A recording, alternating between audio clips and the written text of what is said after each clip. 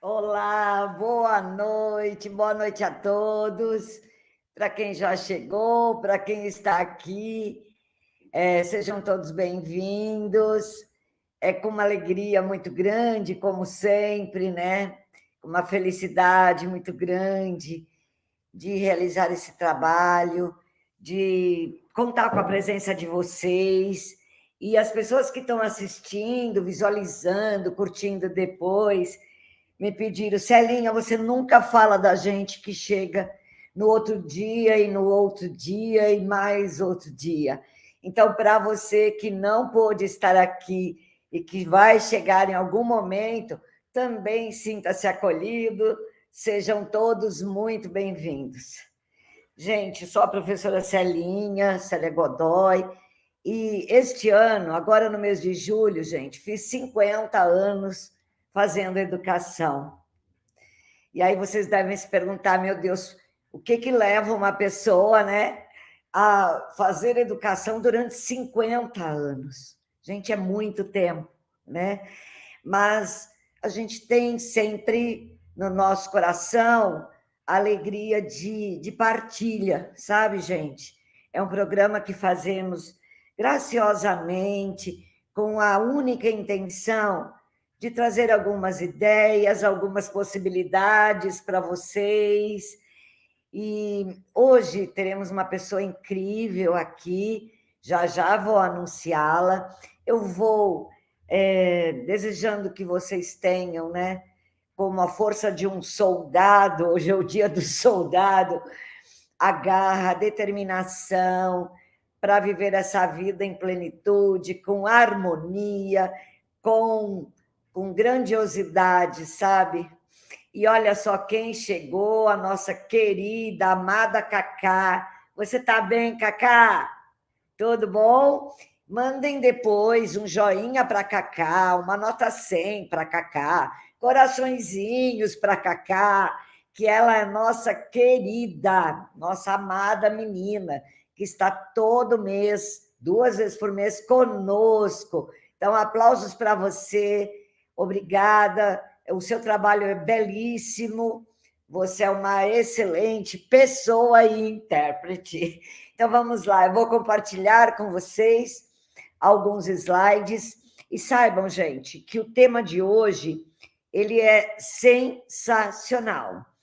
Você conhece a essência da inclusão?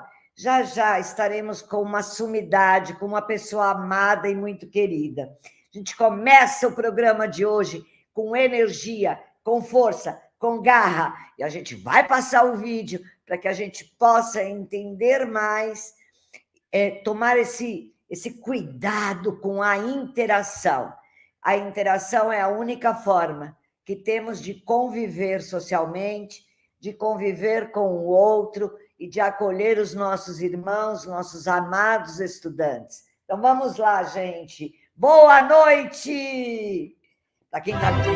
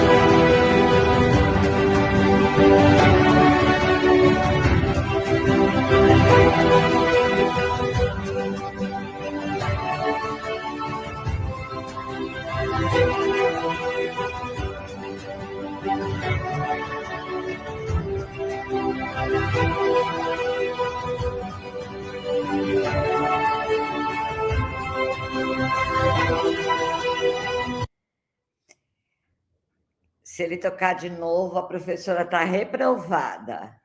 Vamos ver. Não é que ele quer? Nunca me obedece.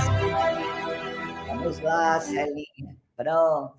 A gente começa compartilhando com vocês alguns trabalhos que realizaremos nesse mês, e sempre, sempre será uma honra ter você conosco. A professora Celinha está sempre buscando uma forma de fazer educação com muita pureza, sabe, gente? Com muito amor no coração e não querendo nada em troca. Só que você faça, junto dessa sua presença tão preciosa, um momento de troca, de interação.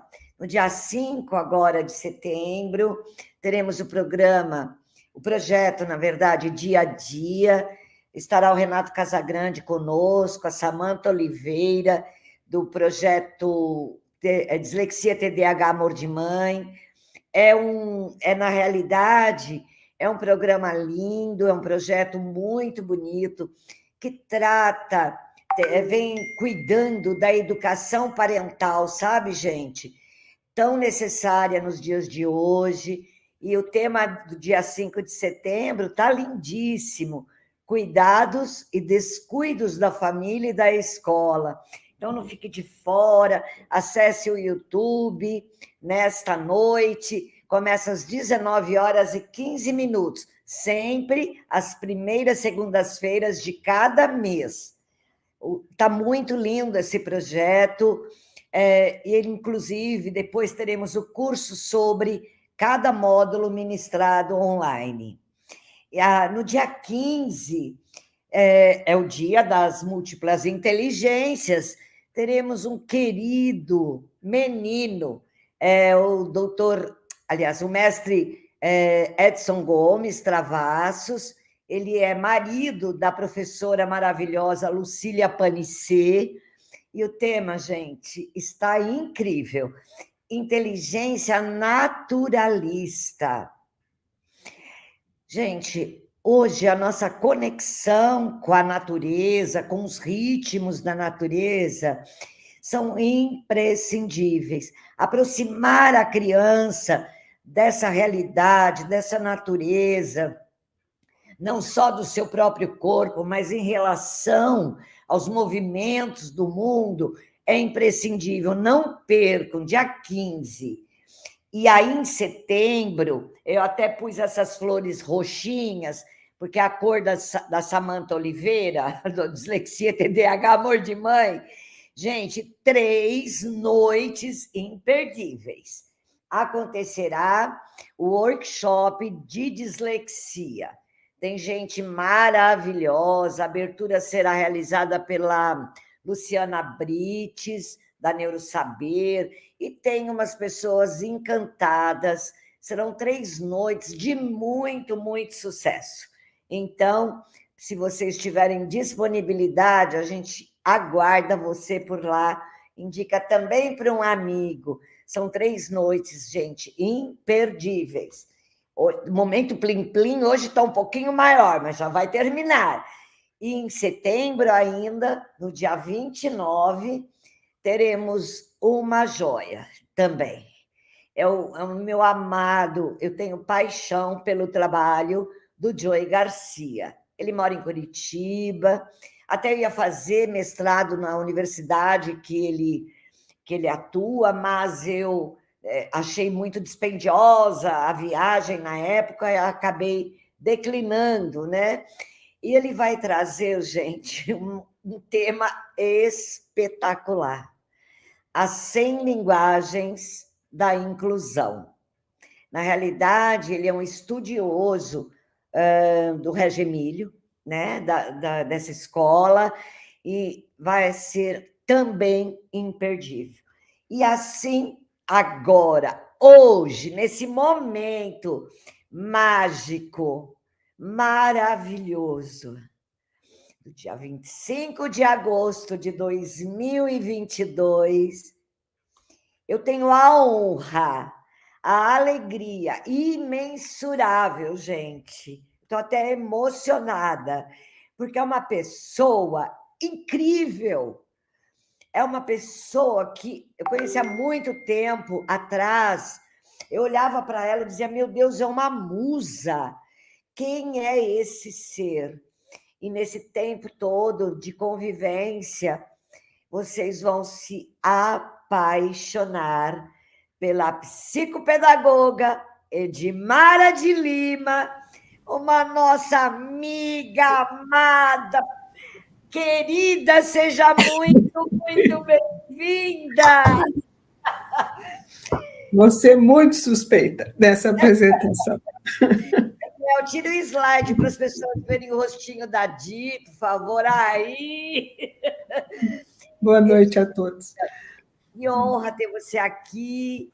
É uma alegria tão grande. Eu tenho tanto orgulho de ser sua amiga e tanto respeito pelo seu profissionalismo, pela sua seriedade, pela sua ética. Você é simplesmente maravilhosa. Célia? Estou chorando, muito feliz. Você é muito amiga. Esta é muito amiga. A amizade e o reconhecimento do trabalho de um amigo é muito lindo, sabe, Edi? Então, eu queria que você fique à vontade, cumprimente o pessoal do chat, nossos amores queridos que estão aqui, e fala um pouco de você, de onde você vem, o que você faz, o que você curte nessa vida. Vamos lá, boa noite! Eu sou Edmara Lima. Eu estou ganhando da Célia por alguns anos. Este ano eu fecho 54 anos dentro da educação. Eu me formei em 68. Então, em dezembro, eu fecho os 54. Eu me apaixonei por Montessori na escola normal e me dediquei ao estudo, né, dessa mestra por muitos e muitos anos. Aliás, até hoje eu estudo porque cada vez que eu releio um dos seus títulos, eu aprendo mais um pouco. E o que me encanta, e o que sempre me encantou dentro de Montessori, é o princípio da educação científica. Então, como professora, como educadora montessoriana, eu tenho a liberdade de estudar Gardner, eu tenho a liberdade de estudar Piaget, eu tenho a liberdade de, agora, mergulhar nas neurociências e ver como é que esse cérebro... E eu tenho que me arrepender de todas as aulas de anatomia que eu não frequentei. Eu achava que era dispensável. Mas nos anos 60 a gente não tinha a dimensão da importância, né, desse cérebro. E eu me lembro que, recém-formada, a gente tinha as crianças normais e os DCM. Os DCMs eram as pessoas classificadas como disfunção cerebral mínima. E isso era um saco de gato. Ali tinha disléxico, tinha TEA, tinha deficiência mental, tinha TDAH, tinha tudo, né? Fugia do padrão, era DCM. Então, vocês imaginem a dificuldade. Eu sempre fui encantada com as pessoas que tinham dificuldade para aprender. E era um desafio para mim, não era uma coisa que me irritasse, não, me intrigava como é que o cérebro daquela pessoa funcionava. Embora a gente tivesse muito pouco conhecimento, no final dos anos 70, início dos anos 70, a gente fazia de tudo, né? E eu acho que o salto que eu dei quando eu entendi Montessori foi de parar de querer ensinar e me preocupar com o aprender do outro. Quando eu fiz esta mudança dentro da minha cabeça, dentro da minha sala de aula, eu comecei a ter sucesso, né? As crianças se alfabetizavam, as crianças aprendiam, embora não no mesmo ritmo, embora não da mesma forma que os outros. Então, acho que esse caminho da inclusão é um caminho que toda sala de aula nesse país deveria ser inclusiva. Né? A gente eu não posso conceber uma escola que seja excludente. Sim. Eu acho que toda escola deveria ser inclusiva. Mas, para isso, a gente tem que estudar, para isso, a gente tem que aprender. E, infelizmente, A escola mudou, a sociedade mudou, mas o curso de pedagogia não mudou. Pois é, Então, exatamente. acho que uma das nossas batalhas é a adequação dos cursos de pedagogia à realidade do século XXI, com o conhecimento do século XXI. Acho que esse é um sonho que a gente ainda pode ver acontecer, né, Célia? Sim, Não demora tanto. eu me formei em 72. Eu me casei, Edmara, em janeiro de 72. Fiz 18 anos em julho. Olha, gente, meu Deus, onde eu estava com a cabeça? E aí, em dezembro, eu me formei no 4º ano de magistério, porque tinha mudado de 3 para Sim, 4 é. anos. Eu saí. ainda sou dos 3 anos. Você é dos 3, eu sou dos 4 anos. E aí, eu saí com uma bagagem excelente, como você diz, para a época. Eu saí sabendo construir portfólio, fazer bonequinho, coisas maravilhosas. Mas eu entrei na sala de aula e eu disse, meu Deus, e agora? O que eu faço?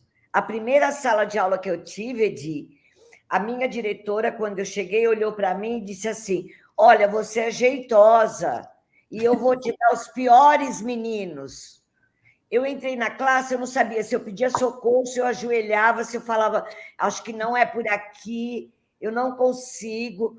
Resumo da ópera: havia todos os tipos de dificuldade, de transtorno, e eu não tinha também. Eu sabia fazer bordado, recorte, colagem, mas eu não tinha conhecimento. Por isso a gente passa a vida inteira estudando. Eu não sei quantos disléxicos eu tive, TDAHs, eu não sei porque mesmo naquela época, a faculdade de pedagogia não tinha olhar para essas diferenças, sabe? Ela era para o todo, né? Isso é muito estranho também. Isso há quantos anos atrás? 50 anos atrás. Depois que nós fomos evoluindo e percebendo e estudando mais, né? A ciência foi isso que o magistério me deu. Eu, até hoje, faço questão de dizer da minha coordenadora no curso de magistério, ela ainda é viva, professora Maria Luísa Marins Outz, muito obrigada. Foi quem mudou minha vida, mudou meu olhar. Ela me ensinou a aprender. Olha que linda! E você, aprendendo a aprender, que depois virou até um slogan, né, do construtivismo e tudo mais, você consegue encarar os problemas como desafio e não como obstáculos. E não como um Então, problema.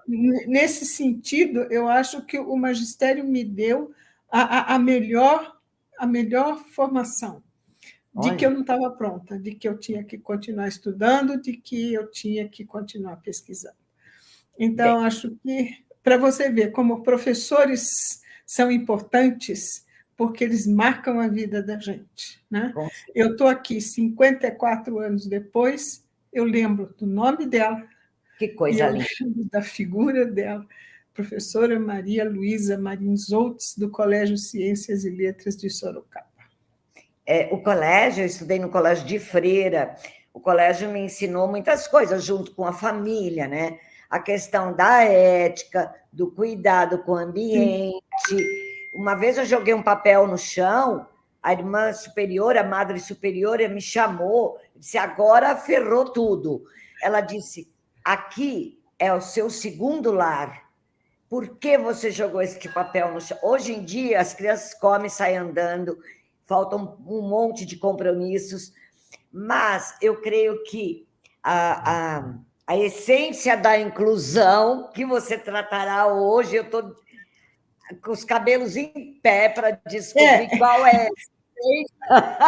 A gente chega lá de alguma forma, né?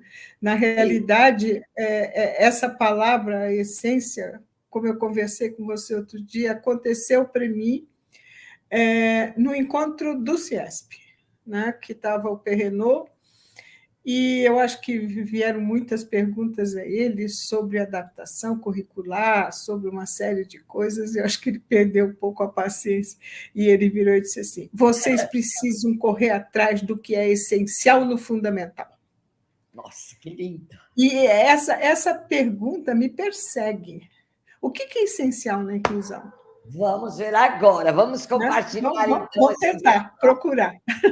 Você está à vontade, está sentindo-se abraçada e acolhida, né? Tá. Estou bem à vontade, tranquilo. Ó, nós temos pessoas lindas aqui, viu? Está a Regina, a Claudinha, a Francisle, gente muito fiel, a Patrícia, a Lia, o Alberto, que é de Portugal, ele mora no Porto, na cidade do Porto. A Lia Ramos, a Lívia, uma querida, a Laura, a Bruna, a Karen, a Samanta Oliveira, do Dislexia, obrigada, gente. A Juliana, a Taise, olha que nome lindo. A Regina Fiorini. Nossa, Márcia Aguiar, você tá boa, querida? Quanto tempo que não te vejo. Luiz Gattini, a Iara, muita gente linda. A Divani, uma princesa maravilhosa, todos Nossa, mas é maravilhosos. a Franceschi, que bom ver você por aqui. A Juliana Heller. Gente, ó, vamos combinar, chat? Vamos escrevendo? E quando amar de paixão, coloque emojis. Vamos lá, Belzinha, compartilhando. Vamos lá. Então, a Edmara, aqui está o currículo da Edi, ela é pedagoga, psicopedagoga, especialista no sistema Montessori. E agora, minha querida, você, como convidada mega especial, a palavra é sua, meu amor. Eu estou aqui Então, de vamos lá. aprendente. Eu acho que essa frase que a Célia escolheu é ótimo, né? Sementes. Acho que é isso que nós somos, nós professores. Nós somos sementes. Porque a gente não vê o fruto, a gente não participa muito das colheitas, né? A gente passa a vida plantando, e a gente planta com o outro para o outro. Então, acho que essa frase da Célia é muito é muito mágica, né? No sentido de quando a gente está falando de inclusão. Então, vamos lá, vamos para frente. O que a gente vai buscar hoje é dissecar, né, as questões. Eu vivo a inclusão, eu estou no chão da escola, como agora se diz, né? Eu não saí da escola. Muita gente, às vezes, me questiona por que eu não vou para a clínica, por que eu não vou para a universidade. O meu papel dentro da escola é o que me dá alegria, é o que me dá satisfação, né? Então, eu acho que a escola é a minha praia, né? Como dizem os meninos hoje, é onde eu me sinto à vontade. Então, é um pouco dessa experiência, desses anos todos e muita leitura em cima que eu quero trocar com vocês. E eu estou aberta a muita pergunta, tá? Vocês podem mandar o que for, porque eu acho que quanto mais diálogo a gente conseguir estabelecer, a noite fica mais rica e fica mais interessante. Então, vamos lá. Como é que a gente começa pensando nessa inclusão? A primeira coisa que já disse anteriormente, né? Eu não posso conceber uma escola que exclui, né? Então, a questão que hoje a gente fala numa escola inclusiva, ela deveria ser a essência da escola. Uma escola que acolhe a todos, uma escola que ela pode não estar preparada para todos, porque ninguém é perfeito. Ninguém, você não consegue ser multiespecialista, né? A gente não pode, ao mesmo tempo, ter muita competência para a surdez ou para a cegueira, para o TDAH, para o X frágil, para o Tourette, e seja lá o que mais que apareça pela frente. Mas, se a gente conseguir, a cada caso que chega, né, a gente se dispor a entender e a compreender e acolher, a coisa começa a funcionar. Então, quando a gente está na universidade ou quando a gente está o antigo magistério, seja lá o que for, a escola que nos é apresentada é uma escola que pretensamente trabalha com igualdades, né? Eu me lembro, e acho que a Célia pode confirmar isso, no começo da implantação da teoria da Ferreiro, no estado de São Paulo, nós chegamos a ter classes que eram arrumadas ou reclassificadas a cada 3 meses para alunos silábicos alfabéticos, etc. Quer dizer, então, qual era a ideia dessa escola? Eu ter 30 criaturas, ou 25, ou 18, seja lá qual for o número, na minha frente, que são iguais. Né? E a estrutura física da escola diz isso. Né? Qual é a montagem convencional? São carteiras enfileiradas com uma lousa. Cada vez que eu recebo um relatório de clínica, principalmente de gente que tem ou questões de comportamento, ou questões de uma aprendizagem mais dificultosa, o pessoal de área clínica escolhe lá, sentar na frente, sentar perto da professora, né? Como se a proximidade desse ensino-aprendizagem por osmose, né? Que a gente tivesse ali perto. Então, a estrutura física acontece para os iguais. Não? E o diferente, ele é excluído de uma forma objetiva, né? Fica lá no fundão, se for de comportamento, ele vai para o fundão, e lá fica, se ele atrapalhar pouco, já está bom, né? E aquele que tem dificuldade fica para o ano que vem.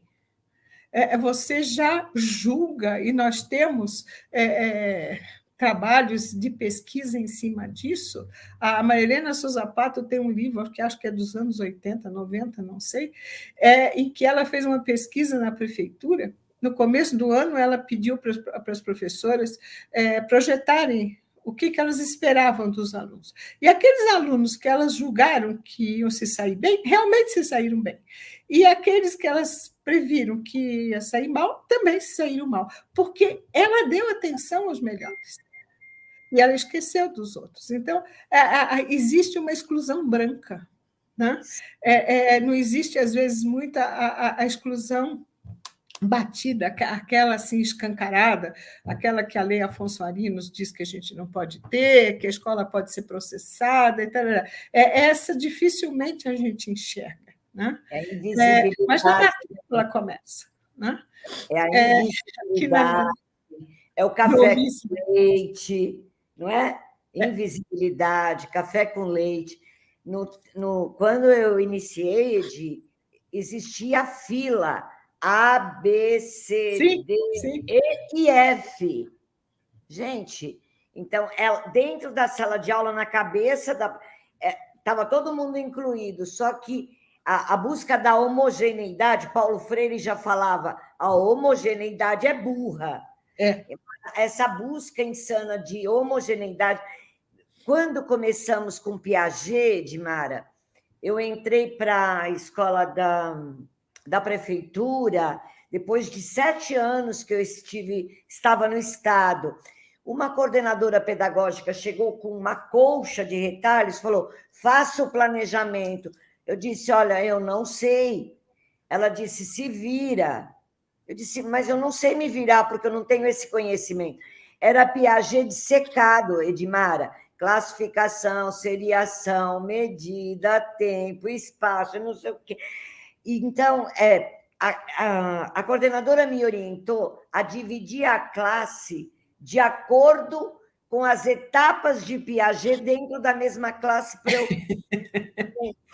Olha o que nós já passamos, é demais, né? A gente pede perdão a Deus por todas as salas que passaram na mão da gente.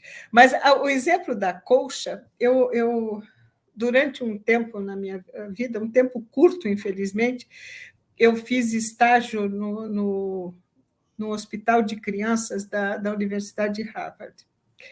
E lá eu ouvi a história da colcha, e a americana, não vou me lembrar o nome dela, ela me disse o seguinte, a colcha de retalho é ruim, mas o patchwork é arte. Então, nós temos retalhos dentro da sala de aula. Nos cabe ser artistas, né? E fazer da diferença, fazer da diversidade, né, uma composição artística, como a gente acha linda as Que colchas de lindo patchwork. isso, nunca tinha, Né? nunca tinha Então, pensado. a diversidade ela pode ser bonita, ela pode ser produtiva, ela não pode, ela é. Nós é que não a vemos, nós é que não a enxergamos de uma certa forma. Né? Acho que a gente pode ir para o segundo. Aí, nessa questão, então, a gente tem um problema. Né? No discurso, a gente privilegia a diversidade, a gente valoriza as diferenças. Mas como que a gente resolve isso na prática se todos os nossos cursos são seriados? Então, nós temos um currículo que tem que ser desenvolvido, tem que ser aplicado, vamos assim dizer, né, no mesmo espaço de tempo e, geralmente, com os mesmos instrumentos. Então, eu tenho uma aula expositiva ou eu tenho um material. Eu nunca me esqueço, há muitos anos atrás, um garoto que estudou comigo, eu dirijo uma escola Montessori.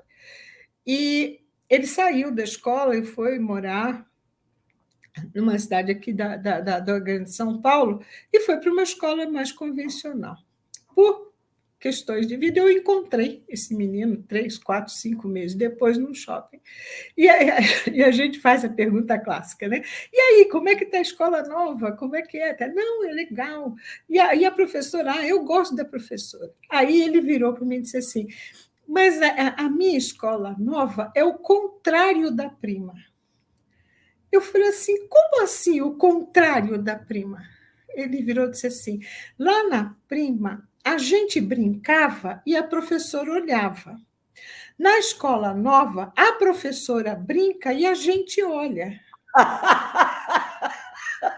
Foi a melhor definição que eu ouvi até hoje, sabe? Da diferença. Quer dizer, você leva um material para 20 criancinhas, bota sentado em círculo, você manipula o material e as crianças olham. Quem tem que manipular é a criança. Sim. Né? Gente, aproveitando, a escola, a prima escola da Edmara é aberta a visitações, viu, gente? Quem quiser, depois ela vai passar o endereço. É a coisa mais incrível e maravilhosa desse planeta. As crianças vivem uma educação de extrema excelência. Depois ela vai explicar mais para a gente. A gente tenta e aprende a cada ano. Mas, honestamente, a definição desse menino, para mim, é perfeita. Né? Nós temos o que ele disse, todo mundo olhando uma pessoa brincar, ou olhando uma pessoa expor se eu estou no fundamental, ou uma experiência da qual é o professor que manipula o material e o aluno assiste a experiência né? Ou é um filme, ou é sei lá, hoje a tela, etc. Mas quem é que está agindo? Né? Então, a primeira questão que a gente tem é Piaget nos diz que a gente aprende fazendo. Né? Se você olhar todos os teóricos, se você for para Gardner e ver as inteligências múltiplas, ele vai dizer para você que tem 8 formas de aprender diferente. Que a gente tem, cada um tem as 8 formas dentro de si, mas tem uma, né, que é privilégio meu. Né?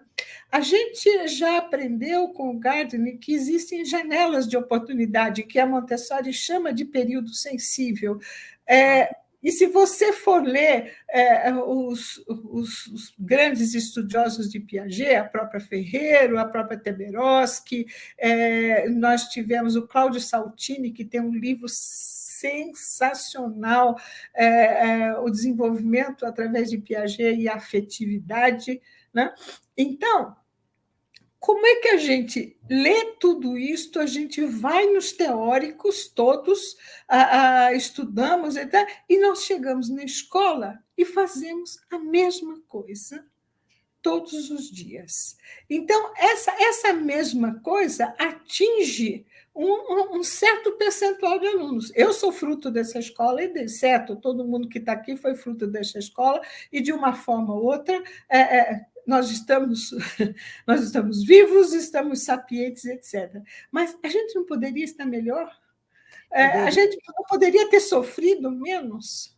Né? E os nossos parceiros que não tinham a nossa habilidade, eu tenho, por exemplo, uma facilidade, eu tenho uma velocidade de leitura muito grande, mas tem pessoas que não têm. Como é que vão dar conta disso tudo? Então, eu vejo meus alunos. Eu tenho muito ex-aluno atualmente, né? Mas tem alguns que depois a história chega para mim e eu me divirto um pouco. Eu tive 3 casos de dislexia severíssimos, severíssimos. E os 3 hoje estão muito bem, em coisas completamente diferentes. Um tem um chaveiro dentro de um shopping, né? É um técnico na questão de chaves, etc., e ganha muito bem, vive muito bem. O outro trabalha, é gerente de vendas numa grande empresa. E outro dia, há alguns anos, não, ele me ligou e disse assim: Dmara, finalmente cheguei à gerência, agora eu tenho uma secretária e eu não preciso mais fingir que eu escrevo bilhete. Né? Então, e o terceiro está numa agência de publicidade de bastante renome aqui em São Paulo. Então, veja, são disléxicos, mas têm habilidades diferentes, têm talentos diferentes. Né? Então, essa questão de homogeneidade que todo mundo tem é uma coisa que sempre me incomodou. Né? E eu acho que é essa pergunta que a gente faz. Eu tive uma pessoa que me supervisionou em estágio dentro da Escola Montessori, a Selma Perry, e ela sempre... Eu ia lá com os meus relatórios de estágio e ela virava e perguntava para mim: mas por que você acha que o João está demorando tanto nisso? Né? E ela nunca ficava satisfeita com os relatórios que eu fazia. Ela tinha sempre perguntas a fazer.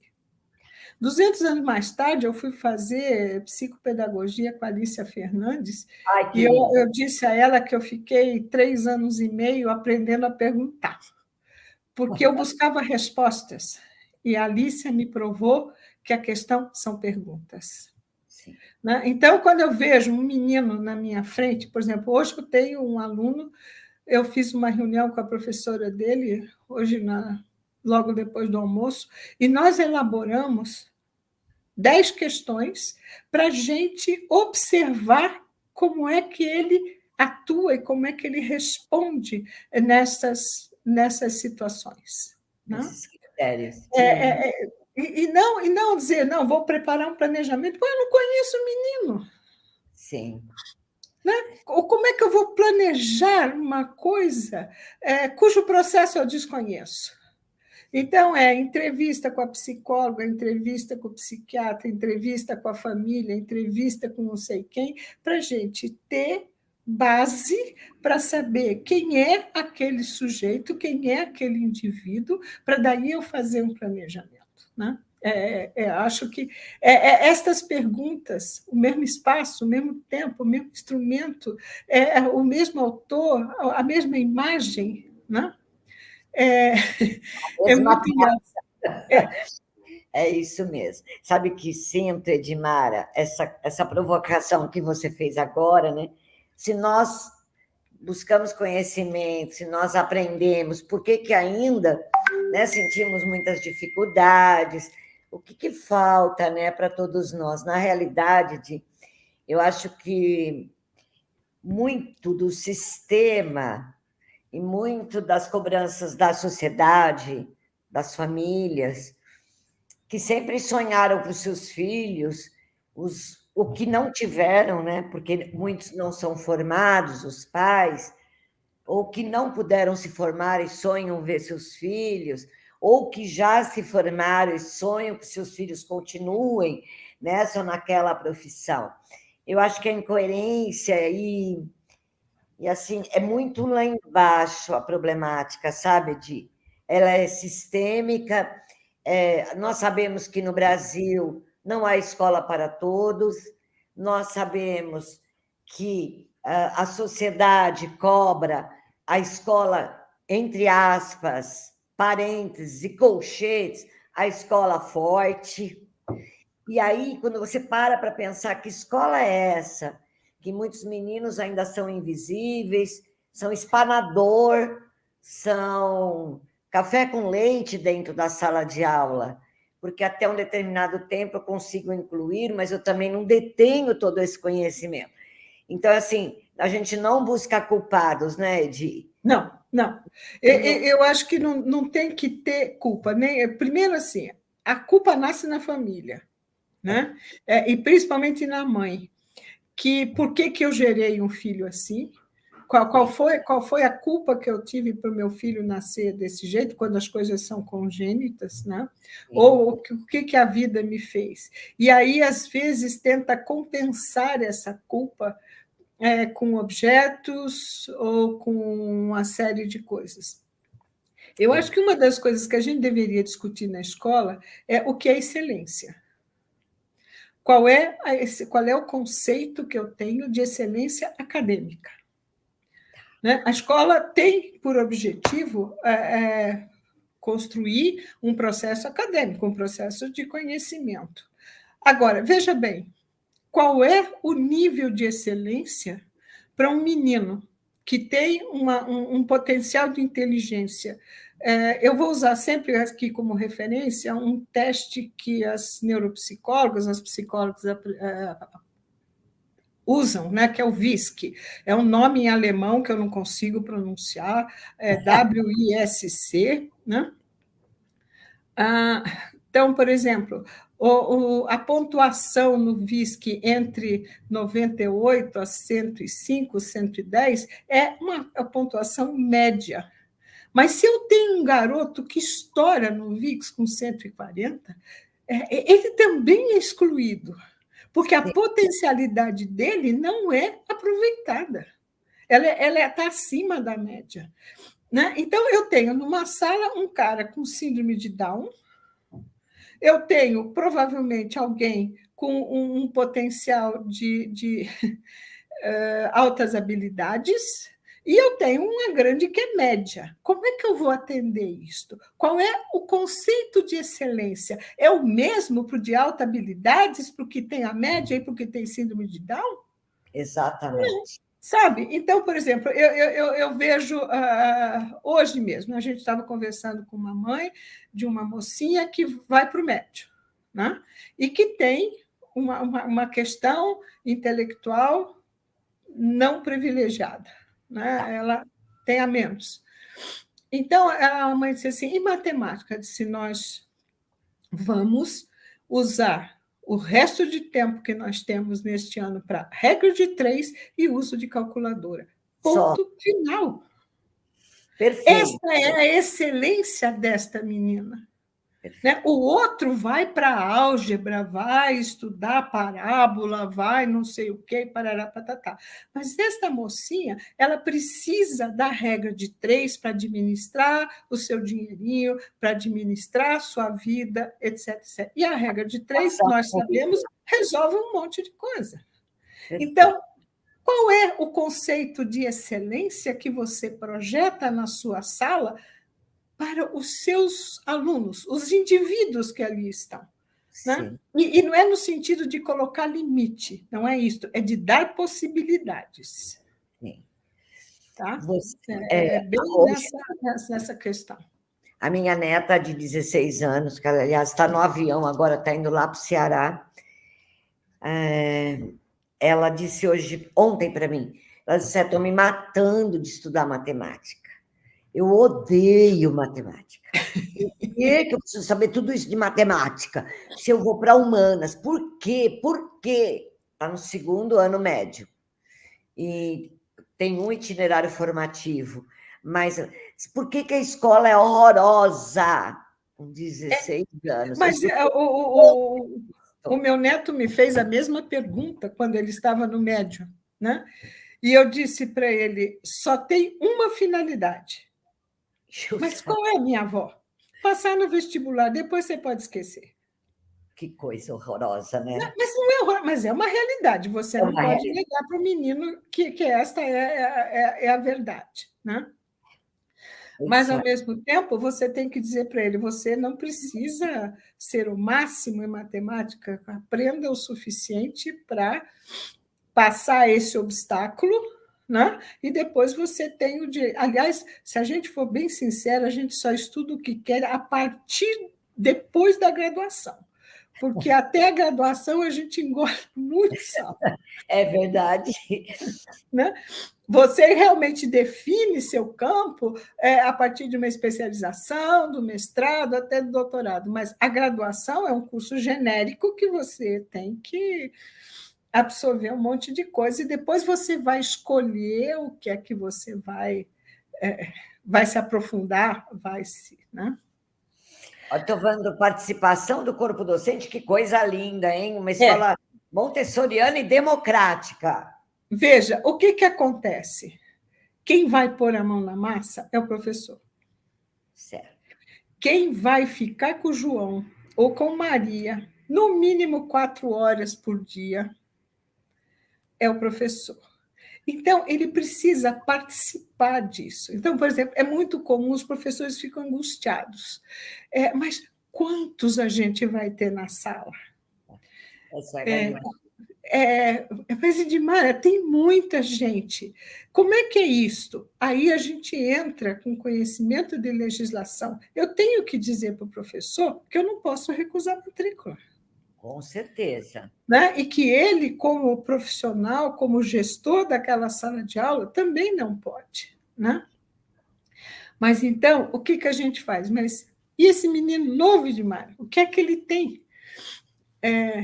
Síndrome de Williams. O que é isso? Eu falei: não tenho a menor ideia. Mas eu me proponho, tá? Eu vou procurar, vou trazer informação e nós vamos sentar juntas e vamos aprender o que é síndrome de Williams. Né? Esse acolhimento por parte da coordenação, da direção, que é essencial para o professor, é partilhar a dificuldade dele e reconhecer. Teve uma professora que eu achei ótima, ela virou para mim e disse assim: é engraçado, né, Edmara? Porque quando você está doente, você já tem que fazer pré-diagnóstico, se você vai no ortopedista, no ginecologista, no tarará, parará, parará. Agora, nós professores, a gente não tem essa especialidade, a gente tem que entender de tudo. Eu falei: não, a gente não tem que entender de tudo. A gente tem que entender o que acontece na nossa sala de aula. Perfeito, Di, perfeito. Tá? Se nunca na vida me pintar uma pessoa com Tourette, eu só nem preciso saber que Tourette existe. Pronto. Agora, se na minha sala cai um menino com Tourette, se eu sou de Fundamental 1, ele não vai me atrapalhar demais a vida. Mas se eu sou professor de Fundamental 2, o Tourette vai mexer na estrutura da minha sala. Então, eu acho que são essas coisas que a gente tem que acolher o professor como na coordenação e na direção, né? E ser franco para a família. Essa mãe desse menino com síndrome, ela perguntou para mim: a senhora conhece? Eu disse: não. Ótimo. Não conheço. Eu não sou obrigada a conhecer todos os transtornos, todas as síndromes, eu não sou obrigada. Agora, a partir do momento que ela ficou aqui na minha frente, eu fui para a internet, descobri o que era, fui na livraria, comprei 2 livros e fui estudar o que era aquilo para saber como é que eu podia acolher aquele menino. Né? Então, é nesse sentido que eu acho que o corpo docente participa. Né? A outra coisa que eu acho muito estranha em muitas escolas é que quem faz a entrevista não é com escola, com alguma coisa, é a coordenação. A coordenação, ela pode até conhecer esse menino. Eu acho que eu conheço bem os alunos da minha escola, mas eu não estou lá todo dia. Eu não sei que o João detesta espinafre. Eu não sei que o João pisa de uma forma diferente. Eu não sei, sabe, eu não sei um monte de coisa. Então, quem tem que estar junto é o professor. Perfeito. Tá? E hoje eu tenho assim uma linha. As primeiras entrevistas de um caso eu faço junto. E a partir da terceira, quarta, sei lá, eu pergunto ao professor: você quer que eu permaneça? Que lindo. Tá? E eu sou dispensada com honras e méritos, mas eu sou dispensada muitas vezes. Né? Ou, em outras ocasiões, a professora chega para mim e diz assim: olha, Dimara, me desculpe, mas eu preciso de você na entrevista com a TO de fulano. Pois não, vamos fazer junto. Por que você quer que eu esteja presente? É essa coisa de, por exemplo, assim, não jogar a responsabilidade todinha para quem está na sala de aula. Né? E agora a gente ainda tem AT na sala de aula, a gente ainda tem acompanhante, a gente ainda tem uma série de coisas que interferem. Né? Essas perguntas eu ando me fazendo. Qual é o papel desses ATs? Né? Para quem não está habituado com o termo, eu tenho o AT, dentro da psicologia, o AT é um acompanhante terapêutico. Né? E é complicado. Legislação específica eu desconheço, porque uns chamam de tutor, outros chamam de. Tem vários nomes, né? Não existe nem. Porque para cada dificuldade ou para cada transtorno tem um tipo de atuação, né? Isso é bem complexo também, né? Está bem nebuloso ainda, não está? Tá. Não, mesmo a legislação, quer dizer, a LDB é bastante genérica a esse respeito, ela não diz nada, mas a lei, a chamada Lei da Inclusão, né, que foi assinada, acho que no governo da Dilma, ela define, por exemplo, mas tem diversas necessidades, e esse acompanhante tem que ser especialista ou não especialista, dependendo da necessidade daquele indivíduo. Né? Por exemplo, existem algumas crianças que, por cirurgia ou por perdas de alguns órgãos, elas têm coletores de urina, de fezes, etc. Sim. Então, isto precisa de um certo conhecimento técnico para manipular esse material. Trocar fralda de uma criança, de um bebê, qualquer uma de nós faz isso com facilidade. Mas trocar uma fralda de um moleque de 13 anos, que tem fezes de adulto, que tem não sei o quê, é outra conversa. Sim, né? outra. E tem também questões de sexualidade. Então, isso ainda é um campo bastante nebuloso. Sim. Tá? Você estava eu falando... hoje, para tirar um pouco da neblina, eu faço o seguinte. Primeiro, eu nunca peço acompanhante. Tá. E agora eu vou falar com o pessoal de escola privada, principalmente, né? Porque isto pode ser taxado de relação trabalhista e a gente pode ter complicação aí nessa área. Tá? Sim. Mas vamos só para o lado técnico-pedagógico. Se a psicóloga, ou o psiquiatra, ou o médico, ortopedista, sei lá o quê, aconselharam que a família coloque um acompanhante, eu quero conversar com esse médico. Tá. Eu faço entrevista com o acompanhante, eu coloco as regras da escola. Perfeito. Tá? Não, e assim mesmo a gente dorme. Tem uma cena, sério, que eu tenho vergonha de contar, mas aqui no Ciesp a gente tem família. Eu tinha uma menina que com muita dificuldade na área de alimentação. Aí vai o pediatra e diz que ela precisava de um apoio especializado na hora do almoço para aprender a comer, etc, etc. Poxa, eu falei, bom, acompanhante de almoço, eu bobiei, tá? Bobiei, não entrevistei a moça, achei que era comida, estava um pouco mais fácil, sei lá o quê. Aí, no primeiro dia que a moça vai, veio uma professora desesperada, Dimara, vai no refeitório ver o que está acontecendo. Eu cheguei lá, a cena era esta: a tal da especialista sentada ao lado da menina, e a cada colheradinha que a menina conseguia engolir, ela dava um MM.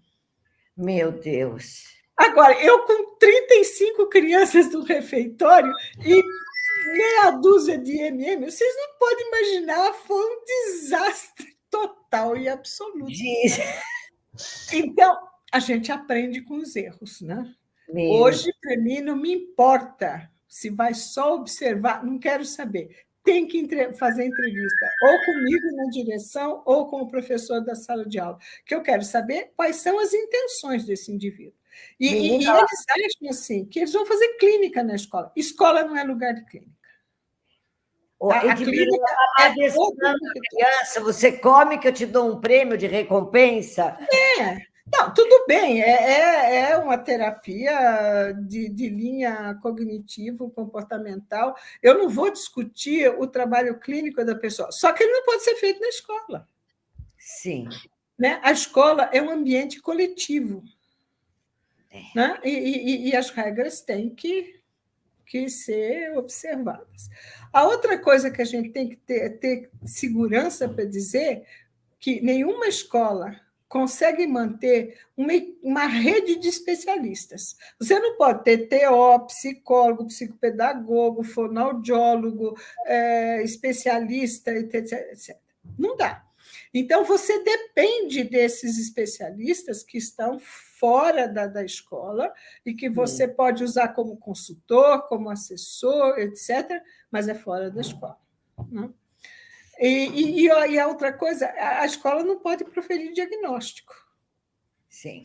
A gente, por exemplo, às vezes, a professora, assim, ingenuamente, chega para uma mãe e diz assim: olha, a gente está com suspeita de que fulano é autista ou de que fulano tem isso, etc. Não nos compete, nem sugerir. Isto é um drama. O que eu posso é dizer fato. Minha senhora, o seu filho ele é extremamente agitado, ele não consegue ter atenção concentrada além de 4 minutos, depois disso ele começa a se movimentar, né? Ele não consegue, quando ele está sentado, as pernas batem, as mãos balançam, ele balança a cadeira, eu fico muito preocupada que essa cadeira caia e ele me quebre a espinha, alguma coisa nesse gênero, né? Eu dou fatos. Tá. Né? Agora, diante de tudo isso, eu sugiro à senhora que converse com o seu pediatra. Perfeito. Não é no achismo, né? Eu acho que ele tem, eu acho que ele pode. Tá. É fato. Né? Se você pegar um relatório que eu mando para uma família ou eu mando para uma clínica, né? Eu faço um relatório de fatos. E um pouquinho mais para frente eu tenho algumas dicas no sentido de como construir esse relatório. Né? Então, por exemplo, eu hoje faço parte do Conselho Nacional da Psicopedagogia. E, às vezes, a gente recebe, dentro do conselho, denúncias. Então, por exemplo, nós recebemos uma denúncia de uma prefeitura que exigia que o psicopedagogo, que também não pode fazer diagnósticos da área da medicina, né, fizesse diagnósticos, porque aí a prefeitura receberia mais verba, porque ela estava com crianças. Então, gente, é um saco de gato. É um E a balão. gente precisa estar muito atenta para não ser envolvida nisso. Mesmo como escola privada ou como escola de rede, a gente tem que primeiro dizer assim: o que eu tenho certeza e eu vou dizer com todas as letras. E o que eu não tenho certeza, eu vou dizer: minha senhora, eu ainda não entendi isto, e eu vou pesquisar, e nós nos reunimos daqui a X dias para que a gente acerte isso. Não tem que ter medo de dizer não sei. Claro. Né? Afinal Depois das eu vou contas. fazer uma pergunta lá no final, porque eu estou com uma amiga, a menina está aqui, a dislexia TDAH mal de mãe, Samanta, está com uma dificuldade incrível de achar uma escola para o filho dela, para o menino querido, meu amiguinho, que vai para o ensino médio. Eu quero que sobre um tempo para te fazer uma pergunta fatal lá no final. Então, vamos lá, vamos dar uma mandada de fala aqui, Vamos lá. Bom, como, diante dos casos que eu citei para vocês, conhecer a legislação é fundamental. Né? Porque a legislação dá segurança do que lhe compete e do que não lhe compete, do que você tem que dar conta e do que não é da sua área e não é da sua competência. Né? Então, estudar a legislação, quando eu estava fazendo a pedagogia, tinha uma disciplina lá que se chamava Estrutura e Funcionamento do Primeiro e Segundo Grau, que a gente carinhosamente chamava de ESTRUF. Né? Eu colei a disciplina inteira. Pois eu vou dizer, eu confesso a você que eu também não dei importância a essa área, mas quando eu fui para a direção, eu comecei a ter que estudar, eu comecei a ter que entender, até para que, carinhosamente, eu espero que se tiver alguma supervisora aí, ela entenda com muito carinho o que eu vou dizer, para a gente poder debater com as supervisoras determinadas exigências que elas nos fazem. Né? Então, por exemplo, eu sei hoje que eu posso fazer adaptação curricular, mas que existe uma regra para isso. Eu sei que eu posso determinar a terminalidade do ensino fundamental para algumas pessoas antes dos 9 anos. Né? Mas eu preciso ter justificativa para isso. Né? Quando eu recebo aluno do exterior, ou quando eu recebo alunos que vêm de regiões cuja documentação não bate muito com a de São Paulo, que eu tenho liberdade para fazer a adaptação desses alunos, mas existem regras para isso. Então, na medida em que eu conheço a regra, eu conheço a legislação, eu consigo ser mais eficiente no atendimento a essas diferenças. Porque quando a gente pensa em inclusão, só vem assim, o cadeirante, o surdo, o cego, ou nos... Não! Vocês já receberam uma criança chinesa na sala que não fala uma palavra de português? Sim. Né? E que o pai resolveu que o nome dele era Júlio, porque ninguém conseguia pronunciar o nome do menino, e como ele veio para o Brasil no mês de julho, ele deu o nome de Júlio para criança. Né? Júlio. Júlio. Né? Não é Júlio, é Júlio. Né? LH. Ainda bem que não é agosto. Pois é. Né? Então, por exemplo, assim, a gente pensa na inclusão somente nas questões os estados físicos que fogem ao padrão, né? ou um transtorno genético, ou alguma coisa. Não, eu tenho a criatura que não fala português, eu tenho a pessoa que vem de um país que a gente não consegue falar nem o nome do país, quanto mais a língua onde ele fala, né? Ou mesmo de regiões brasileiras. Existe uma como é que eu vou dizer? Existe uma consequência, a Lícia chamava de desmentidas, isto é, quando você desmente sistematicamente o conhecimento da criança.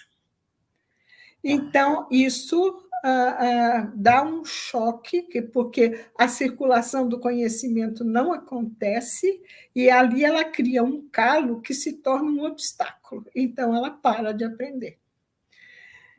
Então, a desmentida é uma coisa muito séria. Eu acompanhei um caso de um menino que veio de uma região específica do Centro-Oeste, que, numa época, faz alguns anos disso, que a gente não tinha tanta redes de comunicação, e o vocabulário regional era mais preservado, assim como os sotaques, os acentos.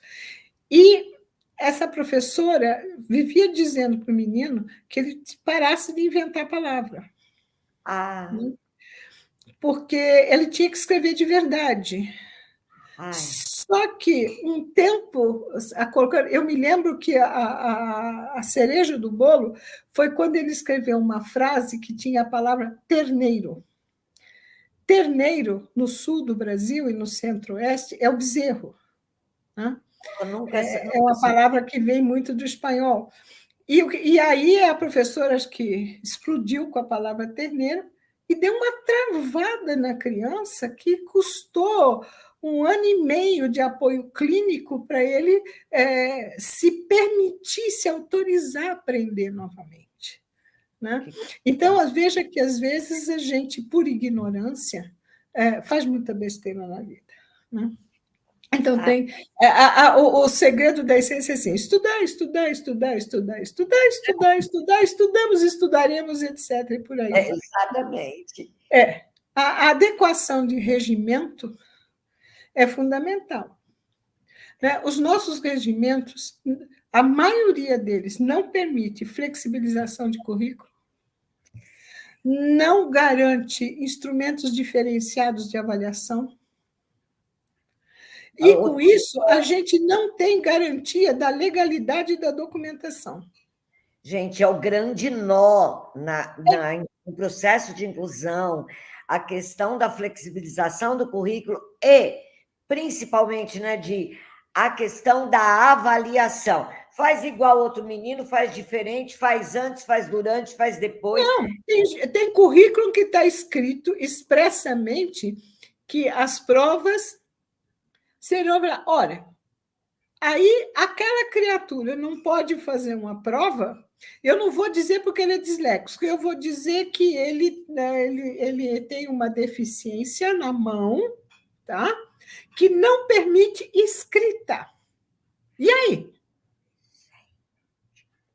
Né? Então, quando a gente fala de inclusão, todo mundo fica pensando naquela receitinha de bolo, do exercício tal. Não, é um mundo de coisa que você se vê, às vezes, presa em armadilhas que você mesmo construiu. Quer dizer, o currículo, a escola constrói o seu currículo, mas, às vezes, ela copia demais esse currículo. É verdade. E aí chega como é que ela vai acolher diferenças, né? Se no seu estatuto, na sua legislação interna, ela não prevê flexibilização. Né? Então, eu já encontrei muitos professores, às vezes em treinamento eu pergunto assim: quem já leu o regimento da escola? A resposta é essa mesmo que vocês estão pensando. Ninguém. Né? Então, é complicado. Como é que você vai fazer adaptações se você não sabe, antes de mais nada, se o seu regimento interno permite? Né? Mas isso aí dá para ir para frente. Vamos lá. Bom, a outra armadilha são as séries. Né? Eu acho muito engraçado. Bom, eu sou de rede privada, então eu às vezes tenho o direito de falar algumas coisas assim, com um pouco mais de, né, abertura. Eu acho muito engraçado, por exemplo, no estado de São Paulo, nós temos uma legislação que privilegia o ciclo, né? Principalmente o ciclo inicial de alfabetização, os primeiros 3 anos. Inclusive, você não pode reprovar nesses 3 anos, porque o pessoal do conselho só tem uma ideia do que seja repetência. Eles não têm uma ideia de uma outra coisa que se chama permanência. Né? Quando a gente fala em progressão continuada, isto não é promoção automática. O conhecimento ter uma sequência lógica de continuidade e, por exemplo, ninguém ensina multiplicação antes de ensinar soma. Sim. Né? Agora, para aprender multiplicação, eu tenho que saber soma. Se eu não sei saber soma Aí eu tento ensinar multiplicação, chega o fim do ano, o cara repete. Isso é a coisa horrorosa. Ele repete, ele vai lá e começa a dar soma outra vez. E se ele precisar de 3 meses para aprender soma, ele tem que repetir o ano 3 vezes para ele ter os 3 meses necessários ao que ele aprende soma. Não é isto. Então, o que é seriação? Você parte do princípio da homogeneidade. Né? E aí você estabelece um determinado ritmo de aprendizagem para todos. E aí você tem a mesma unidade de tempo. Eu levei. Cruel, né, Edmar? Desculpa te cortar. Desculpa, não, mas eu sei é isso, não, pode, eu vou entrar, vamos conversar. Gente, assim, quer dizer, todo mundo tem que chegar naquele lugar, naquele patamar, saber aquela lição, saber aquela continha, saber aquele não sei o quê, para poder ir para o ano seguinte. Gente, a escola, ela, quando compara e quando equipara os meninos com o mesmo conteúdo, o mesmo final da história no ano, gente, que incoerência! Por que o menino reprova de ano? Porque ele não sabe o algoritmo de elevado a não sei o quê. Por quê? Por não, quê?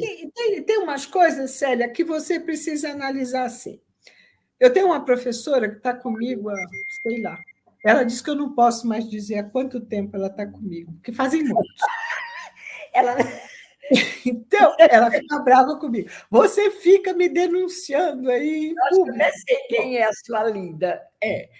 Ela diz o seguinte: a permanência no agrupamento, no ciclo, é um privilégio para quem precisa. Porque para ter outras pessoas, pode ficar ali mais 2 anos, mais 3 anos, não vai fazer diferença se você não mudar o currículo. Tá. Né? Então, essa questão da seriação, voltando no exemplo do Estado de São Paulo, é ferrenho em cima dos 3 primeiros anos. Tá. E os outros? Aí nos outros pode tudo. Acaba o ciclo, acaba o respeito à individualidade, acaba. Não, eu não tenho, eu não consigo entender, né, uma rede que fala no respeito à diferença, mas quando você manda um aluno diferente pedindo algumas coisas diferentes, é negado. Sim. Então, eu acho que a nossa legislação ela é muito diferente, não, ela é a mesmice para todos. Mas cabe a nós, como organização, o CIESP, a BPP, a OMB, enfim, todas essas organizações da área de educação que questionem estas questões. Se nós temos que resolver questões de inclusão, nós precisamos de legislação que nos dê liberdade e autonomia para estabelecer o que é necessário para aquele indivíduo, naquela classe, naquele momento.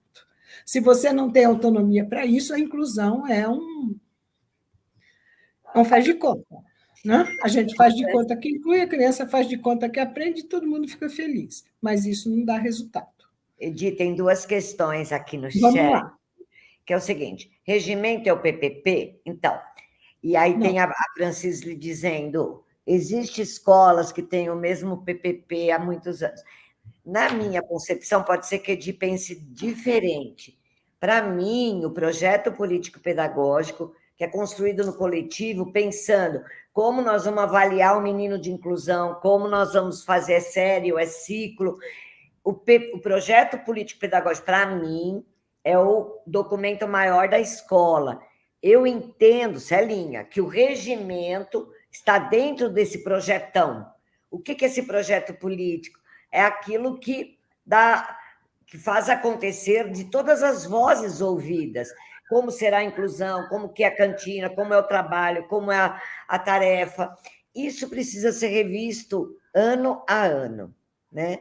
Repensado. Gente, está faltando alguma coisa que nós precisamos aprimorar. Para mim, eu não sei como Edmara vê, Porque às vezes é uma questão... eu vejo uma diferença entre os dois documentos. Acho que ambos são muito importantes. Sim. O projeto político-pedagógico ele é amplo, genérico, tá? E ele abrange todas as questões do como fazer. Isso. Né? Tá? Eu vou fazer, porque eu vou organizar o meu Fundamental 1 em 2 ciclos. São 4 anos, eu vou fazer 2 ciclos de 2 anos, etc. Ou eu não vou fazer ciclo nenhum, eu vou fazer seriação, etc. Mas no regimento, o regimento é o estatuto, é a carta magna da escola. Isso. No regimento tem que estar escrito lá: os professores reunidos em poderão estabelecer a divisão dos segmentos de acordo com o não sei o quê. Então, o regimento me permite que eu mude de ciclo ou a quantidade a cada ano ou a cada 2 anos, etc. E porque se eu não tiver o regimento é um documento obrigatório. Por exemplo, no meu regimento, por exemplo, está escrito assim: a avaliação de um aluno será fechada pelo conselho de classe obrigatoriamente. Todos passam por isso. Normatiza, né, Edi? Eu dito as normas. Né? Isso. Eu fecho, é uma síntese. E o projeto... que dá sustentação jurídica ao projeto político-pedagógico. Isso, que é a minha concepção teórica, a maneira que será tratado. Pronto. E aqui eu dei uma passadinha rápida por causa do nosso tempo, já são 20 horas e 18 minutos. Eu falo demais. Até amanhã cedo, porque você é um espetáculo.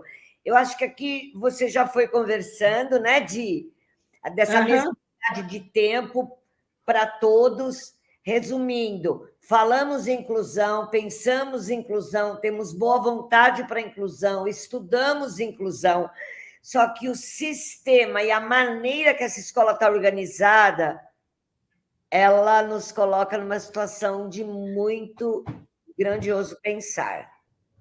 Né? Eu acho que é isto, né? É a nossa educação falida. Oh, meu Deus, e não é não. Vamos... Não, Maria, deixa eu dizer uma coisa para você. Quando eu saí da escola normal, eu tinha certeza que eu ia ter uma escola linda e maravilhosa para minha filha. Não tive, não, tá? Não deu tempo, até porque ela nasceu meio rápido. Mas eu continuei insistindo. E o meu neto já estudou numa escola que eu considero, estudou na Prima, numa escola que eu considero mais interessante. E hoje eu tenho o privilégio de ter a minha bisneta na escola. Então, eu acho que o que a gente não pode é desistir. Tá?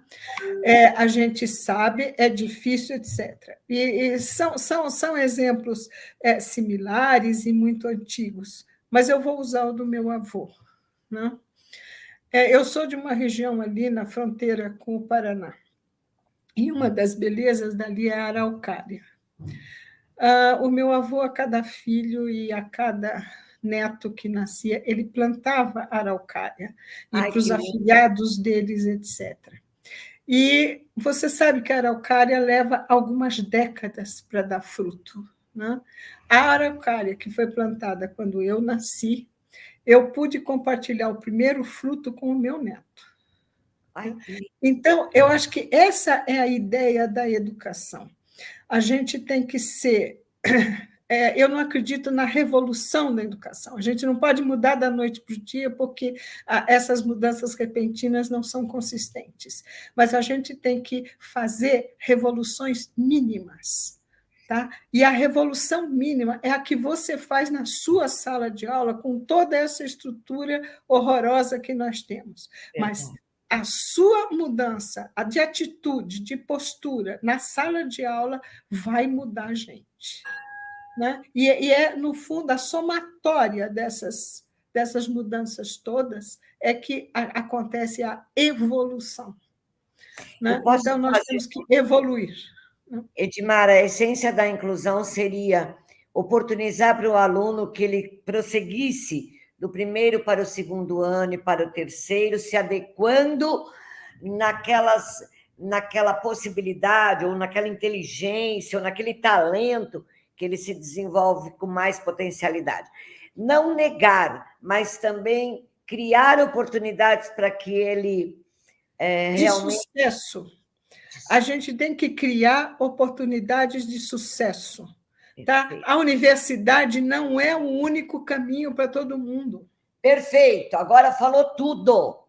Tá?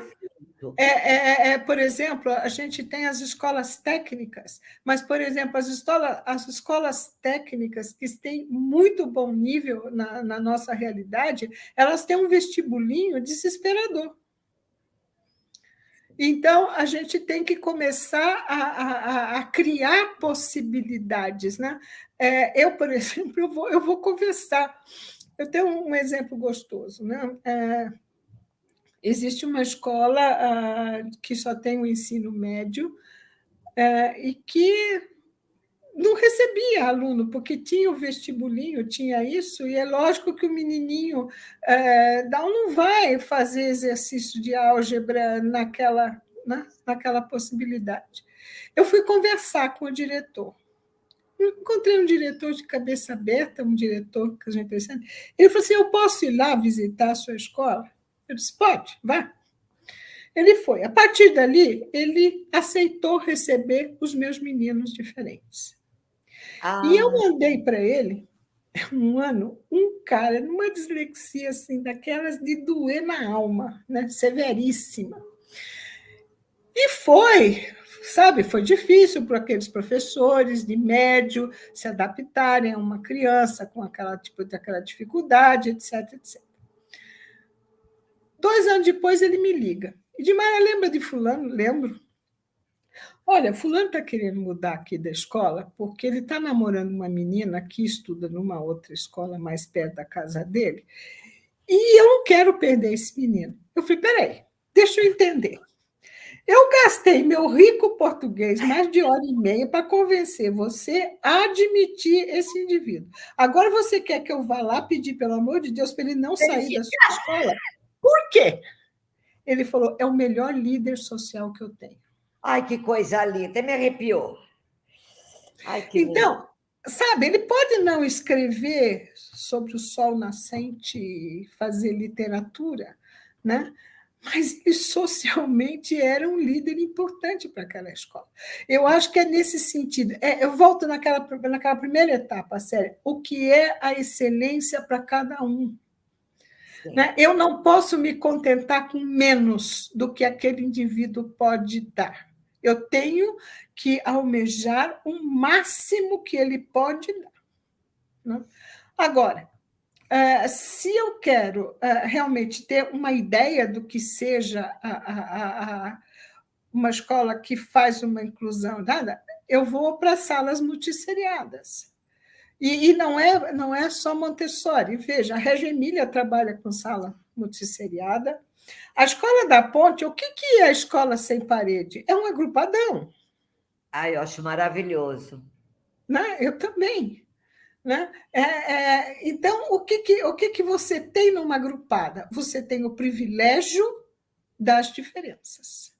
Como você tem gente de idades cronológicas diferentes, você tem um atestado diário e constante de que os alunos não são iguais. E isso faz com que você vá se adequando e se colocando na possibilidade de atender a cada um. Né? Então, por exemplo, desde que eu me formei, desde que eu li Piaget pela primeira vez na vida, a gente sabe que o operacional concreto é todo o Fundamental 1. Vocês concordam comigo? Sim, claro. Né? Agora, você entra nas salas de Fundamental 1, cadê o concreto? Cadê a manipulação? E agora, com as telas invadindo as salas de aula, quer dizer, eu vou depender cada vez mais da visão, né? E menos ainda do meu corpo agindo, da minha movimentação, da mesma coisa. Então, nesse sentido, o ciclo que é gozado, que a LDB ela privilegia o ciclo. Sim. E ela, inclusive, diz: aqueles que preferirem permanecer na seriação, quer dizer, a própria lei do nosso país diz que o ciclo ou a sala agrupada, eu chamo de sala agrupada porque é uma tradição Montessori chamar assim, e é o vocabulário que para mim sai mais fácil, né? Ela, veja, eu tenho, e aí, deixa eu ver, por exemplo, eu tenho um ciclo de alfabetização que é de 2 anos, né? Eu tenho crianças que, com 1 ano, fecham isso. Eu tenho crianças que fecham em 6 meses. Meu Deus. Mas eu tenho gente que, em 2 anos, não dá conta. Precisa. E aí vai para frente, né? Como eu ouvi numa recomendação do conselho. Aí você faz recuperação. Gente, recupera-se o que se perdeu. Você não pode recuperar o que não existe. Exatamente. Né? Então, o que acontece? Aquele cara tem que ficar ali até dar conta. Né? Eu fiz alguns gráficos, eu sou meio ruim de lidar com essas coisas, mas eu até tentei. Tá? Então, por exemplo, se a gente pensar que o conteúdo do fundamental caberia nesse círculo, né? Eu tenho aqui 1, 2, 3, 4 segmentos, e eu projeto ciclos de 3 anos. Mas esse indivíduo precisa de 4. E não é que ele está repetindo, ele está percorrendo. É diferente. Olha que legal, muito bom. Né? E os meninos que precisam de inclusão por questões cognitivas, eles precisam de mais tempo. E não é a repetição que dá o mais tempo, é um tempo onde eles vão percorrer com mais tranquilidade e mais apoio. Não dá para fazer um projeto de lei para mandar para a Câmara para que tudo isso aconteça em tempo recorde? A gente não precisa, a legislação está aí e ela permite, né? Ela permite. O problema é que a gente tem medo. Sim. Na realidade, se a gente pensar como que uma cabeça, um cérebro humano funciona para os tais tidos normais, a cada 50 minutos toca aquela campainha indecorosa, pé, digo, meu Deus, eu estou no hospício, onde que eu estou? Que campainha é essa em minha cabeça? Eu fiz a conta outro dia, eu fiz a pachorra de fazer a conta, quantas vezes em 1 ano uma criança escuta a campainha diária tocar na cabeça dela. Se o menino tem 5 aulas, ele escuta 5 vezes, 20 aulas.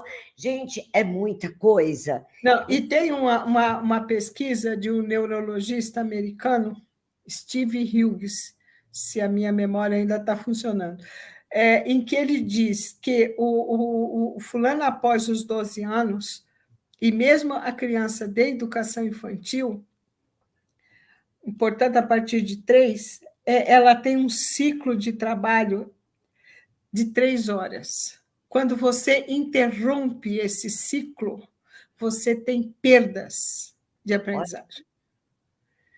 Né? Então, não é que o cara fica ali focado 3 horas. Não, ele tem que ter um ciclo de trabalho. O ciclo de trabalho ele tem uma curva, né, que vem, tem picos de atenção, desce, etc. Mas ele não tem interrupção. Tá. Né? A campainha, a hora do recreio, não sei o quê, tudo isso dá interrupção. Não é aquela descida da atenção. Né? A curva de atenção ela não tem um platô eterno. Uma martelada na cabeça, põe. Isso. Né? Uma martelada. Di, nós estamos vencendo o tempo. Eu vou correr um pouco mais. Então, chegamos às 20 horas e 31 minutos. Gostaria muito que você trouxesse agora nesse finalzinho, já encantada demais, acho que eu vou te chamar de volta, para falar um pouquinho desse conceito, sobre essa tríade, né? Corpo aprendente, cérebro aprendente e desejo aprendente. Gente, para isso foi muita Alícia Fernandes. Tá? Alícia Fernandes. A Alice apresentava nos cursos, em algum livro ela tem isso, mas ela não tem esse desenho que ela apresentava no curso. Ela dizia assim: nós temos um corpo, um cérebro dentro desse corpo, e desejo, emoção dentro desse cérebro. A aprendizagem acontece na interseção de corpo, cérebro e desejo. Então, se você não tem um corpo que funcione para a aprendizagem, você vai ter problemas de aprendizagem. Se o seu cérebro não funciona legal, ou se o seu desejo não funciona legal, né? Então, quando você vai avaliar, você vai da máquina, do corpo para o desejo. Porque se você mandar direto para a psicóloga, o que acontece? Se eu tenho alguma coisa no meu corpo funcionando, o meu emocional já entrou em atuação. E aí eu fico tratando do efeito e não da causa. Então, hoje, eu tenho essa trilha de avaliação. Eu quero saber se o meu menino enxerga direito, se ele ouve direito, se a musculatura dele tem tônus adequado, se ele não é hipotônico ou levemente hipotônico, lá o que seja, se ele anda, se ele pisa adequadamente. Está tudo ok? Vamos para o cérebro. Tá? Provas piagetianas e tarará, para ver se a inteligência está ok. E aí eu vou para o desejo. Né? Então, nessa trilha me dá segurança de não ficar tratando da febre e não da infecção. Né? A outra coisa que é difícil para a gente entender, o que é deficiência, o que é síndrome, o que é transtorno, o que é dificuldade. Né? Por exemplo, a deficiência ela é um estado, ela não é uma doença. Tá? O paraplégico, etc., ele não é doente, ele tem um corpo que funciona de uma forma diferente. Tá? Esse corpo, essa perna não serve, não dá sustentação para o andar, o cego ele tem um olho que não funciona igual o meu, né? Mas ele é um estado, não é doença. Né? Tradicionalmente, a gente chama de deficiência, mas deveria ser estados diferentes de funcionamento, por exemplo. Tá?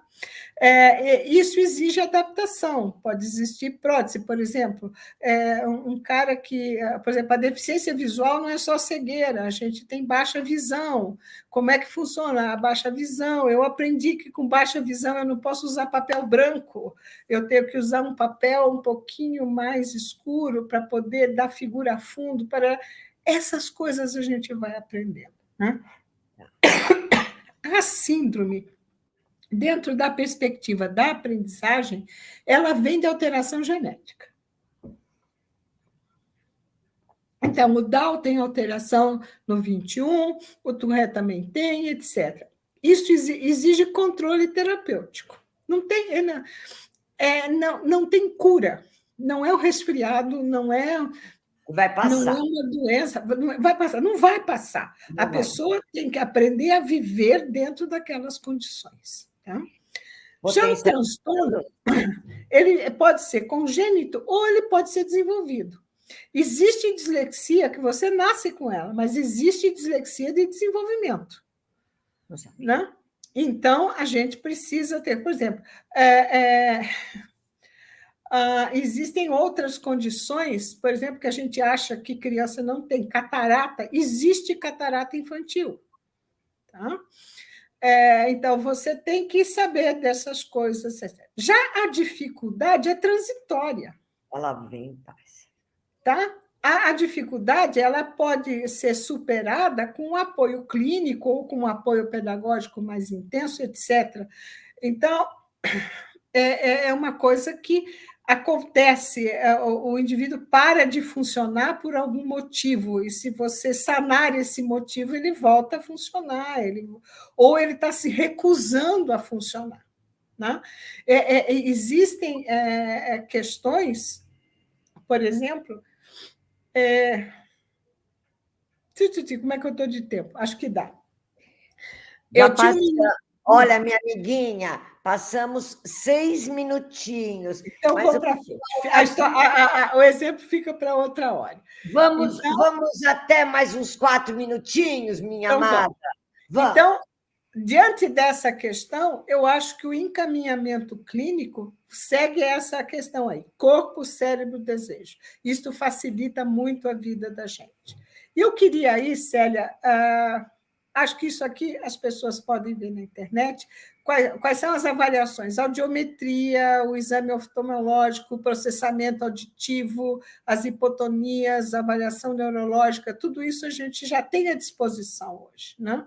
Sim. Mas eu queria ir naquele slide, vai para frente. Eu acho que a gente não dá. Eu quero ir onde tem aquela coisa da intensidade, frequência e extensão. Tá. Tá?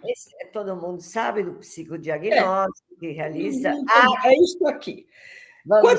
Quando eu pego a minha observação, para eu ter certeza se é caso de encaminhamento ou não, eu vou observar frequência, intensidade e extensão. O fulano surta, explode frequentemente, intensamente, e há mais de 3 meses, eu tenho que pedir uma avaliação.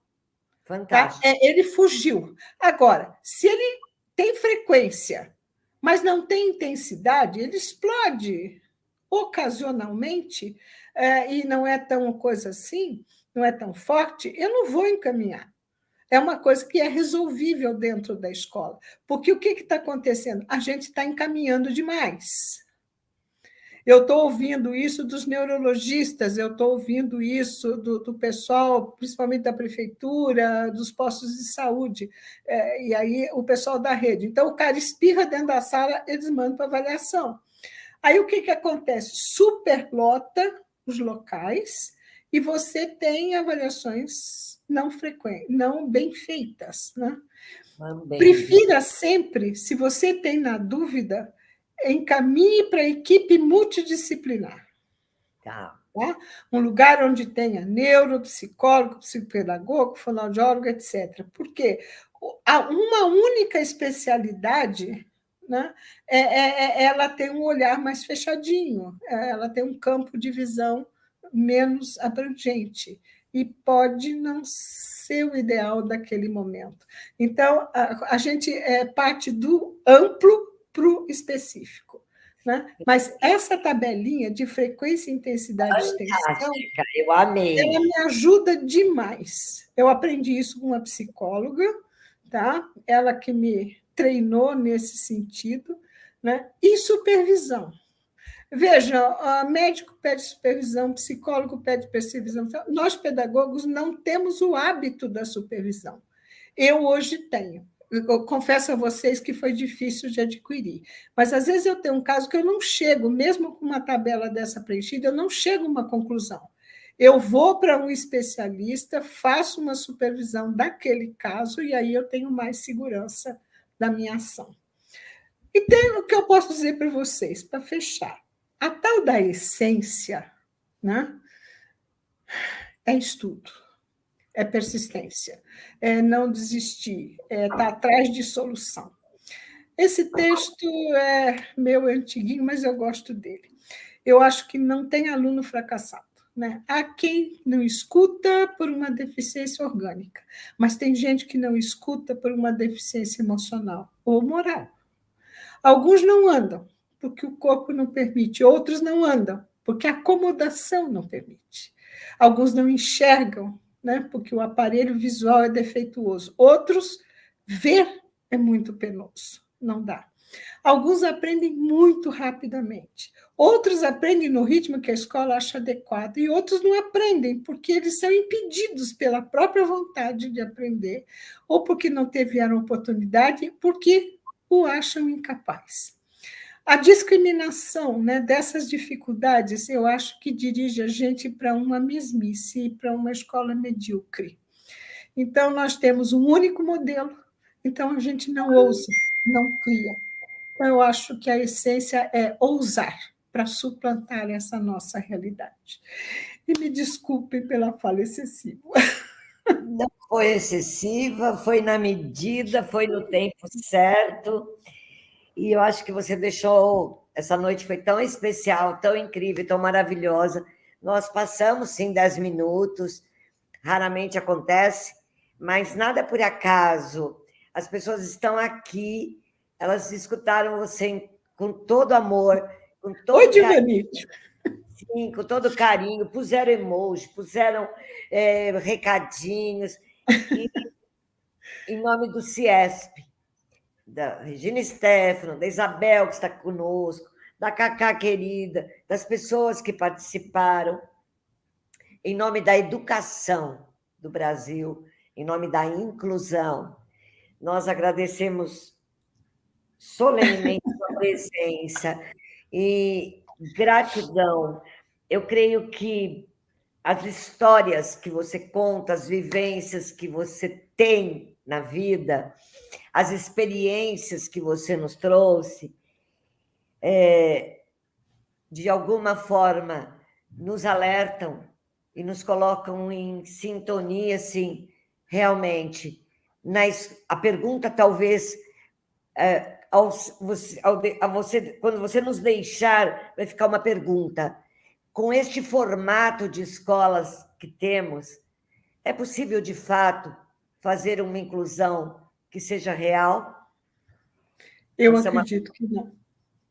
Eu também, Edi. Eu acredito sinceramente que não. Sim. É uma escola que tem como foco o vestibular, que pensa em vestibular, que quer vestibular e que talvez não consiga plenamente atender, acolher essas crianças e principalmente incluir. Você é uma bênção, você é maravilhosa, eu sou muito feliz de ter você na minha vida. E até um dia, se Deus nos permitir. Ainda vou lá na sua escola te visitar. Quero Estou sentar. esperando. O café é bom também, tá? Eu quero sentar no pomar, viu, Edi? Vai, tá bonito. Beleza maravilhosa. Para vocês. Regina, boa noite para você. Foi pela Regina que eu conheci a Célia, foi pelo CIESP que muita coisa acontece, e é muito bom estar aqui. Boa noite, bom descanso e muitas perguntas a todas vocês. Tá bom? Um beijo para todas, gratidão. O Bingo chegou para dar boa noite. Ele não perde, ele sabe a hora do término, Edi. Que Deus proteja você grandemente, te abençoe infinitamente, com toda a saúde, com toda a honra, com toda a glória, com toda a lucidez, porque você é um ser humano elevado espiritualmente, além do nosso tempo. E aprendo e tenho a honra de ter você na minha vida. Até a próxima! Até a próxima! Até lá, até mais. Boa noite! Amo todos vocês.